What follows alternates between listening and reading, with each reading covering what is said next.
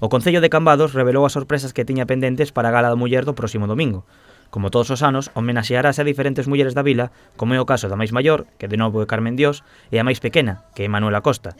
Este ano serán recoñecidas tamén dúas deportistas cambadesas. Dúas mulleres que sobresaen no mundo do deporte, en deportes que nun principio parece que están un pouco máis asociadas ao xénero masculino, como pode ser o piragüismo e a esgrima, pero temos a sorte de contar con dúas cambadesas que están acadando numerosos triunfos e premios en diferentes campeonatos a nivel nacional, como son María Pérez en piragüismo e como son Araceli Bugallo en esgrima. Ademais dos méritos deportivos, o Concello tamén quixo recoñecer a dúas mulleres que realizan traballos históricamente masculinizados.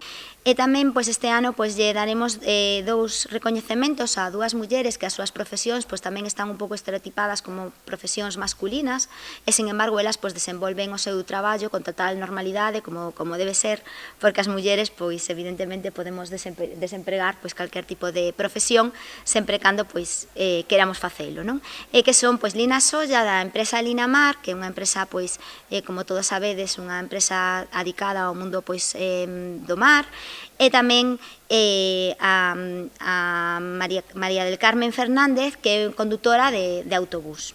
Mónica Novas valorou a importancia de recoñecer a estas mulleres para demostrar aos máis mozos que tanto homes como mulleres podemos realizar calquera traballo ou deporte. Neste ano un pouco baseouse en buscar referentes de mulleres que están a facer traballos ou deportes que tradicionalmente non eran ou non deixaban estas mulleres e que se visibilicen, porque as novas xeracións teñen que ver que calquer tipo de deporte, calquer tipo de traballo, mentre sabes facer ben, dá igual que seas home ou muller. A gala vai ser presentada por Belén Xestal e haberá bastantes sorpresas, como a actuación musical de Pauliña, a proxección dun vídeo da Asociación de Mulleres Rurais As Saíñas de Castrelo e outro da presidenta da Asociación das Mulleres en Igualdade.